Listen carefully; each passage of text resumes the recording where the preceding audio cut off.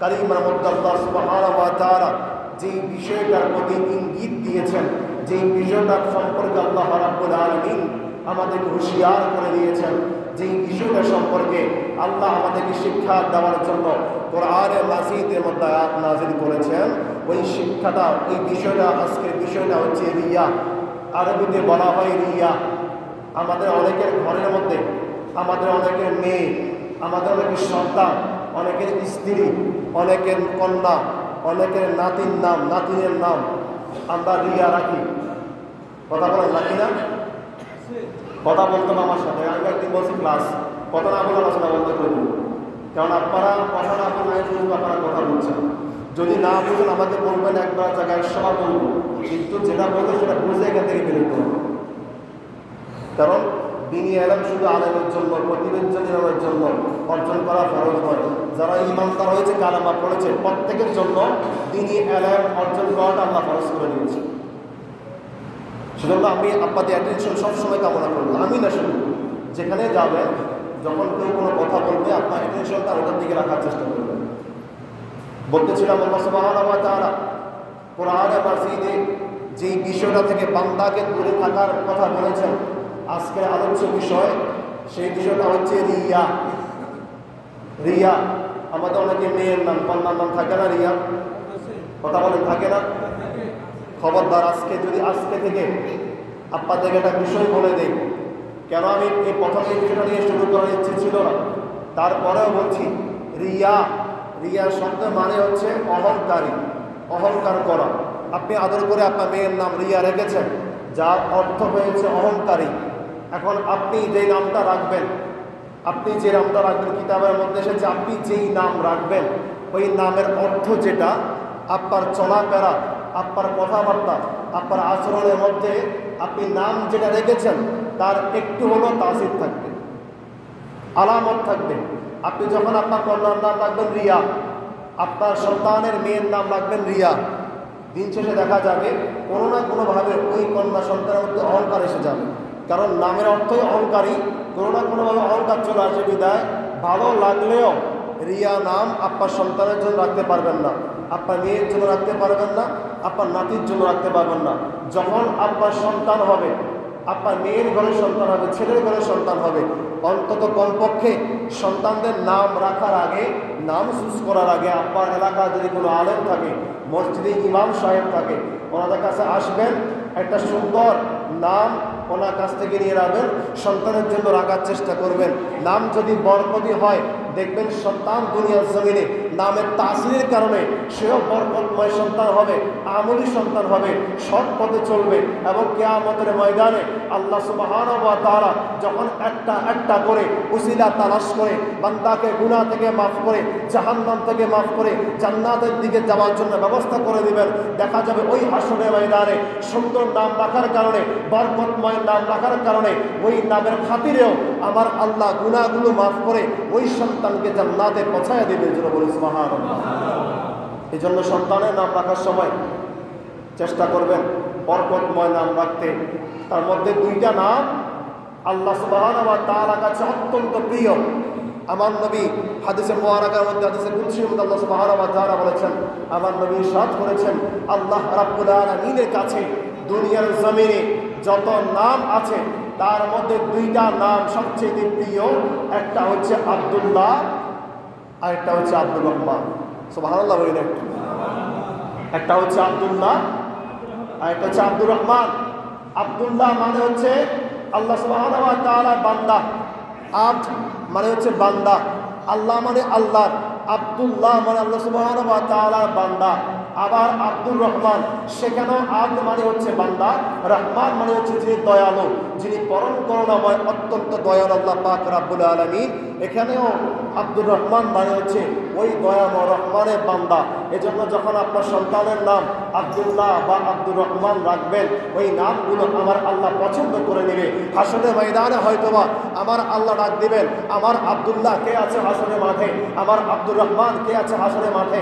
সেদিন আব্দুল্লাহ যদি হাত তোলে, আব্দুর রহমান যদি হাত তোলে, আমার রব্বুল আলামিন ওই আব্দুল্লাহ আব্দুর রহমান নামের খাতিরে তার গুনাহগুলো মাফ করে দিতে পারেন। চাইলে তার বাবা মার গুনাহগুলো মাফ করে আল্লাহ জান্নাত পর্যন্ত তাদেরকে পৌঁছায় দিতে পারেন। সুবহানাল্লাহ। এই জন্য নাম রাখার সময় সুন্দর সুন্দর নামগুলো রাখার চেষ্টা করবেন। সাহাবায়ে কেরামদের নামে নাম রাখার চেষ্টা করবেন, আম্বিয়ায়ে কেরামদের নামে নাম রাখার চেষ্টা করবেন, আউলিয়ায়ে কেরামদের নামে নাম রাখার চেষ্টা করবেন। আল্লাহ যেন আমাদেরকে তৌফিক দান করে, সকলে বলি আমিন। আমি আজকে বলছিলাম, আজকে আলোচ্য বিষয় হচ্ছে রিয়া। আলোচ্য বিষয় কি? রিয়া। রিয়া রিয়া আমি শুরুতে আপনাদেরকে বলেছি, যদি ঘরে কন্যা সন্তানের নাম রিয়া থাকে, আজকে গিয়ে অন্তত এরা বাদ দিবেন। এক্সট্রা যদি কোনো নাম থাকে, আমাদের তো নাম্বারে আমরা একটা নাম রাখি না, 2টা বা 3টে নাম রাখা হয়। ওই 2-3টে নামের মধ্যে রিয়াটা কেটে দিয়ে অন্য নামগুলো বলার চেষ্টা করবেন। হয়তো ওই নামের কারণেও আপনার কন্যা আমাদের তাসির আসবে। এই জন্য আজকে থেকে রিয়াটা বাদ দিয়ে দিবেন। তাহলে রিয়া শব্দের অর্থ হচ্ছে অহংকার বা অহংকারী। যারা অহংকার করে তাদেরকে রিয়া বলা হয়। কিন্তু আজকে আমরা নামের দিক থেকে রিয়া নিয়ে আলোচনা করব না। আমরা আজকে ইবাদতের ক্ষেত্রে, দান করার ক্ষেত্রে, সিজদা করার ক্ষেত্রে, ঈমানদারের ক্ষেত্রে, ঈমানের ক্ষেত্রে যারা রিয়া করে, যারা অহংকারী করে, যারা আল্লাহর সাথে অংশীদার করে, তাদের সম্পর্কে আলোচনা করার চেষ্টা করব। যতটুকু সময় আছে আল্লাহ এখানে ওই সময়ের মধ্যে আপনাদের সামনে কালিমাতুল হক প্রকাশ করার তৌফিক দান করে, সকলে বলি আমিন। আল্লাহ রাব্বুল আলামিন কোরআন মাজিদ ফুরকান হামিদের মধ্যে আমরা আল্লাহ আয়াতে কারিমা ইরশাদ করে দিয়েছেন। আল্লাহ সুবহানাহু ওয়া তাআলা সূরা মাউন 4, 5, 6 নম্বর আয়াত, এই 3 আয়াতের মধ্যে আল্লাহ রাব্বুল আলামিন চমৎকার ভাবে ইরশাদ করছেন। আল্লাহ সুবহানাহু ওয়া তাআলা বলেন, ফাওয়াইদুল লিল মুসাল্লিন আল্লাযীনা হুম আন সালাতিহিম সাহুন আল্লাযীনা হুম ইউরাউন। জোরে বলি সুবহানাল্লাহ। আর একটু মোহাম্মতের আওয়াজ দিয়ে বলি না সুবহানাল্লাহ।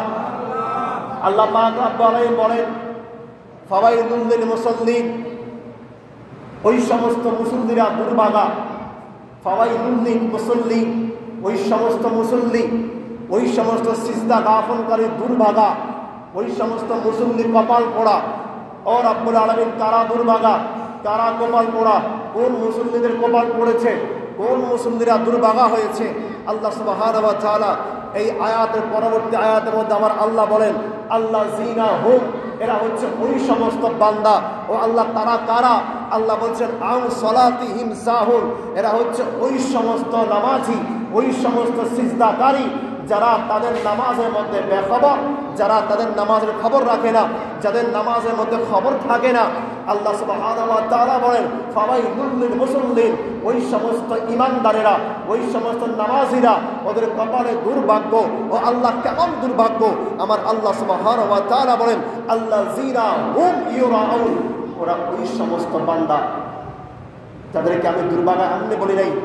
কেন তাদেরকে দুর্ভাগা বলেছি, কেন তাদেরকে আমি কপাল পড়া বলেছি? শুনো, আল্লাহ আয়াতের শেষ অংশে বলেন, আল্লাহ সুবহানাহু ওয়া তাআলা আয়াতের শেষ অংশে বলেন, আল্লাযীনা হুম ইউরাউন, এরা ওই সমস্ত সিজদাকারী, এরা ওই সমস্ত নামাজি যারা নামাজের মধ্যে বেখবর, যাদের নামাজের মধ্যে খবর থাকে না। আর ওই বান্দারা নামাজ যখন পড়ে, দুনিয়ার মানুষকে দেখানোর জন্য পড়ে, আল্লাহ রাব্বুল আলামিনকে দেখানোর জন্য পড়ে। কথা বলে না? এমন নামাজি আমাদের সমাজে আছে না নাই? কথা বলে না বাবা, আছে না নাই? অনেক নামাজি আছে। দেখবেন নামাজ পড়তে যখন আসে, 2 ধরনের শ্রেণী মানুষ আছে। এক শ্রেণী মানুষ আসার সময় অনেকে ডাক দিয়ে আসে। চা দোকানে যখন কাউকে দেখে, বলে ভাই নামাজ পড়তে আসেন, তার উদ্দেশ্য হচ্ছে এই ইমানদার ভাই যদি নামাজ পড়তে আসে, সেও যদি সিজদা করে, তাহলে সে সিজদা করে যেই পরিমাণ সওয়াবের মালিক হবে, তাকে ডেকে এনে নামাজ পড়ানোর জন্য আমিও সেম সওয়াবের মালিক হব। আবার আরেক ধরনের মানুষ আছে যারা কাউকে ডাকে নামাজ পড়তে হয়, আমার সাথে আয় বেড়াতে, নামাজ পড়স না, বেনামাজি। এই সমস্ত কিছু ধরনের পাবলিক আছে, এরা নামাজ পড়ার জন্য ডাকে, আরেকজনকে বেনামাজি এই জন্য বলে যাতে সমাজের মানুষ তাকে নামাজি বলে, মানুষ যেন দেখলে বলে সে নামাজি। মানুষের কাছে নাম হওয়ার জন্য মানুষের কাছে নাম কামানোর জন্য, এরা মানুষকে শুনিয়ে শুনিয়ে নামাজ পড়ার জন্য আসে বিদায় আল্লাহ সুবহানাহু ওয়া তাআলা বলেছেন ওই সমস্ত সিজদাকারীর জন্য, ওই সমস্ত নামাজের জন্য দুর্ভাগ্য যারা নামাজ পড়তে ঠিকই আসে, সিজদা ঠিকই করে, রুকু ঠিকই করে, তাসবিহ ঠিকই পড়ে, তবে তাদের নামাজ, তাদের রুকু, তাদের সিজদার মধ্যে দুনিয়াদারি আছে, তাদের সিজদার মধ্যে, তাদের নামাজের মধ্যে আল্লাহ সুবহানাহু ওয়া তাআলাকে রাজি করার জন্য কোনো ধরনের চেষ্টা নাই। ওরা শুধু সিজদা করেছে, মানুষ নামাজই বলবে এই জন্য। ওরা সদকা করেছে, মানুষ তাদেরকে দানশীল বলবে এই জন্য। যখন যাকাতের সময় হয়, যাকাত দেওয়ার সময় যখন হয়, কাপড় দেয় একটা 300 টাকা দামের। অনেক দোকান আছে এরকম কাপড়ের দোকান যেখানে ছোট্ট করে লেখা থাকে এই দোকানে যাকাতের কাপড় পাওয়া যায়। আছে না এরকম দোকান? যাকাতে কাপড় পাওয়া যায়। আরে ভাই, যাকাতের জন্য কি আলাদা কোনো কাপড় আছে বাজারের মধ্যে? যাকাতে কাপড় পাওয়া যায় মানে কি, ওই গার্মেন্টসের মধ্যে কাপড় বানানোর সময় যেই কাপড়টা কোনো কারণে ফল্ট হয়েছে, নষ্ট হয়েছে, দামি, অনেক দামে বিক্রি করা যাবে না, কোনো ধনী মানুষ এই কাপড় কিনবে না, ওই নষ্ট হয়ে যাওয়া কাপড়টা এক পাশে বাঁধায় রাখে। যাকাতের জন্য কেউ কিনতে আসলে এগুলো বের করে দেয়। যেই কাপড় একবার পরলে পুরা গা রং হয়ে যায় কাপড়ের রঙে, দ্বিতীয়বার পরা যায় না, এক ফুকুরে তুললে ফুকুর পুরাটা কালার হয়ে যায়, ওই সমস্ত থার্ড ক্লাস টাইপের কাপড়গুলা দোকানে রেখে এক পাশে রেখে দেয়। আর যখন কেউ যাকাত দেওয়ার জন্য কাপড় কিনতে আসে, এগুলা 200 টাকা 250 টাকা দামে বের করে দেয়। যারা যাকাত দেয় ওরা ব্যানার টাঙিয়ে অমুক ভাইয়ের পক্ষ থেকে যাকাতে কাপড় বিতরণ করা হবে, হাত তোলা ছবি দিয়ে সেখানে ব্যানার টাঙিয়ে কাপড় বিতরণ করে। কাপড় বিতরণ করে একজন, দেয় একজন, ওখানে হাত দেয় 14 জন। এমনটা আছে না নাই? কথা বলেন, আছে না নাই? কাপড় দেয় একজন, যিনার সম্পদ আছে উনি কাপড় দিচ্ছেন, একজনে দিচ্ছেন। দেখা যায় এলাকার পাতি নেতা, অমুক ভাইয়ের ডাইন হাত, অমুক ভাইয়ের বাম হাত, সব একসাথে এসে দাঁড়ায়, 14 জনে মিলে একজনকে কাপড় দেয়।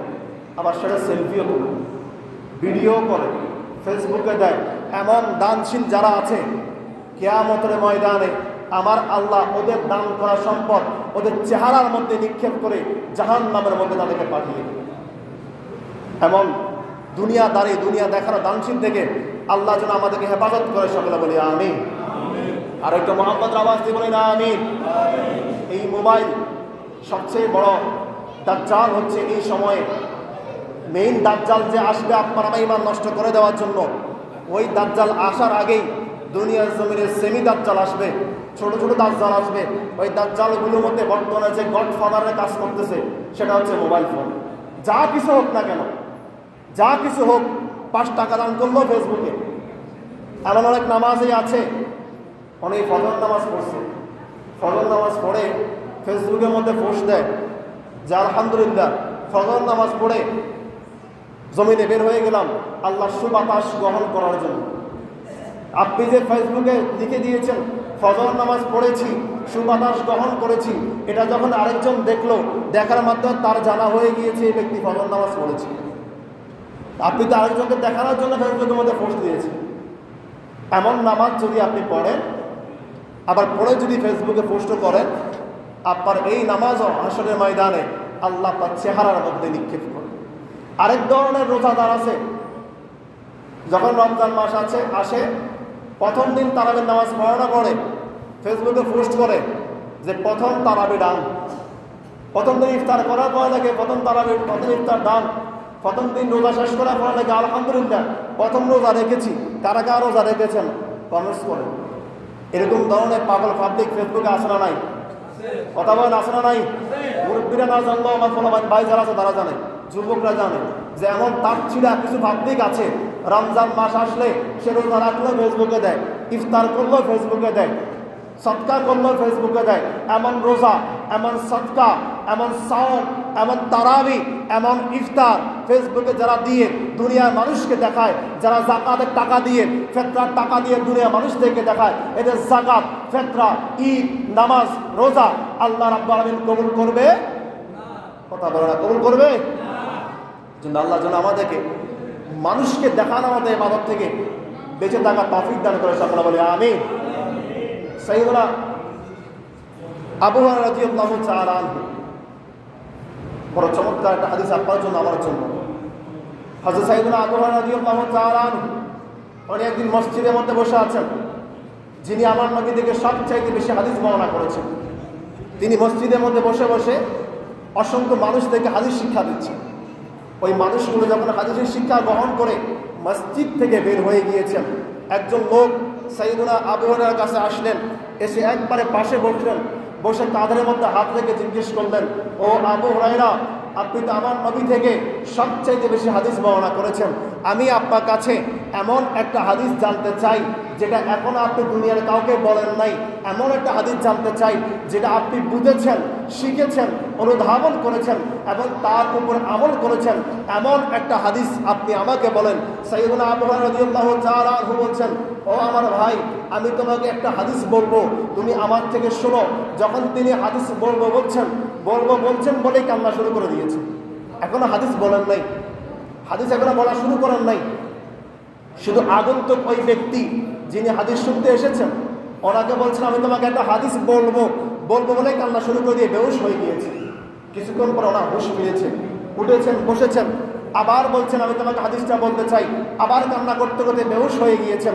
এভাবে সাইয়েদুনা আবু হুরায়রা রাদিয়াল্লাহু তাআলা আনহু 4 বার পর্যন্ত যখন বেহুশ হয়ে গিয়েছেন, 5 বারের সময় যখন উনি অনেক বেশি কান্নাকাটি করছেন, আবারও বেহুশ হয়ে যাবেন, যেই লোক হাদিস শুনতে এসেছে উনি ওনাকে চড়াইয়া ধরে বলছেন, ও আবু হুরায়রা, তুমি বেহুশ হয়ে না, 4 বার বেহুশ হয়েছ, 5 বার আর বেহুশ হয়ে না। যদি আর পরে বেহুশ হও, হয়তো তোমার কঠিন কোনো কিছু হয়ে যাবে, হয়তো তুমি দুনিয়ার জমিন থেকে বিদায় নেবে, আমার আর হাদিস শোনা হবে না, বেহুশ হয়ে না, আমাকে হাদিসটা বলে দাও।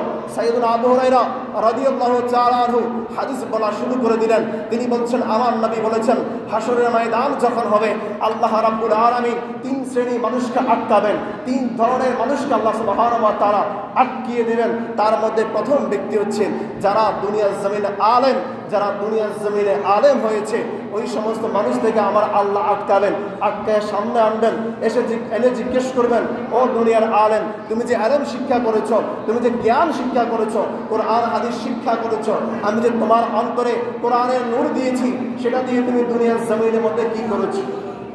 কোরআন শিক্ষা করে তুমি কি করেছো? ওই লোক আল্লাহ সুবহানাহু ওয়া তাআলা বলে, বারেলাহি, আমি কোরআন শিক্ষা করে দুনিয়ার জমিনে মাদ্রাসার মধ্যে দরস দিয়েছি, রাতে মাহফিল করেছি, সমাজে গুরু করে মানুষকে দিনের দাওয়াত দিয়েছি। আমার আল্লাহ বলবেন, না বান্দা, তুই মাদ্রাসায় পড়িয়েছ টাকার জন্য, তুই মাহফিল করেছ টাকার জন্য। আজকে দেখা যায় অনেক আলেম আছেন, বক্তা আছেন, যাদেরকে মাহফিল দাওয়াত দিতে হয় 6 মাস আগে, 1 বছর আগে, এবং 1 লক্ষ টাকা কন্ট্রাক্ট করতে হয়, কমপক্ষে 20 থেকে 30,000 টাকা অ্যাডভান্স দিতে হয়। এরকম বক্তা সমাজে আছে না নাই? আসতে বলেন কেন, আছে না নাই? আপনি 1 লাখ টাকা দিয়ে আলেম কেন আনবেন? আপনার মাদ্রাসার মধ্যে ইবতেদায়ীতে পড়া যে আলেম, ওই আলেম 1 লক্ষ টাকা কন্ট্রাক্টদারি বক্তা চেয়ে 1000 গুণ উত্তম, কিন্তু উনি ইবতেদায়ী শিক্ষক দিতে আপনার কাছে তার কোনো মূল্য নাই। তার চেয়ে আপনার মসজিদ ইমাম 1000 গুণ উত্তম, কারণ এই ইমাম আপনার সাথে কন্ট্যাক্ট করে না। মনে রাখবেন, আল্লাহ সুবহানাহু ওয়া তাআলা ওই হাসরের ময়দানে যেই সমস্ত বক্তা আলেম কন্ট্যাক্ট করে করে মাহফিলের মধ্যে এসেছে, আবার 1 ঘন্টা বেশি আলোচনা করে নাই, কারণ কন্ট্যাক্ট 1 ঘন্টা 1 লাখ, 2 ঘন্টা করলে 2 লাখ লাগবে। ওই সমস্ত আলেম যখন কবরে যাবে, বলবে, আল্লাহ আমি দিনের দাওয়াত দিয়েছি। আল্লাহ বলবেন, না বান্দা, আজকে সব রেকর্ড করা আছে, তুমি দুনিয়ার জমিনে টাকার বিনিময়ে মাহফিল করেছ, টাকার বিনিময়ে আলেম শিক্ষা দিয়েছ, আমি আল্লাহ তোমার এগুলো গ্রহণ করে নিলাম না। ফেরেশতা, যাও, এই বান্দাকে জাহান্নামের দিকে নিয়ে যাও। আমার আল্লাহ ওই আলেমকে জাহান্নামের দিকে নিয়ে যাবে। 2 নম্বরে আমার আল্লাহ সুবহানাহু ওয়া তাআলা বড় বড় দানশীল যারা ছেলে গিয়ে রাখবেন, দানশীলগুলো আসবে, এসে বলবে, রব্বুল আলামিন, দুনিয়ার জমিনে আমি অনেক টাকা দান করেছি, যাকাতের টাকা দান করেছি, ফিতরার টাকা দান করেছি, কুরবানির সময় গরু দান করেছি, মানুষকে আমি অনেক আয়োজন করে খাইয়েছি। আল্লাহ, আপনি অর্থ দিয়েছেন, আমি আপনার পথে ব্যয় করেছি। আল্লাহ বলবেন, না না, তুমি আমার পথে ব্যয় করো নাই, বরং দুনিয়ার জমিনে তুমি টাকা দান করেছো, মানুষকে তুমি সাদকা দিয়েছ, মানুষকে যাকাত দিয়েছো, ফিতরা দিয়েছো, এজন্য যাতে দুনিয়ার জমিনে মানুষ তোমাকে দানশীল বলে, মানুষ তোমাকে সম্মান করে, মানুষ তোমাকে বাহবা দেয়, এজন্য তুমি দুনিয়ার জমিনে দান করেছো।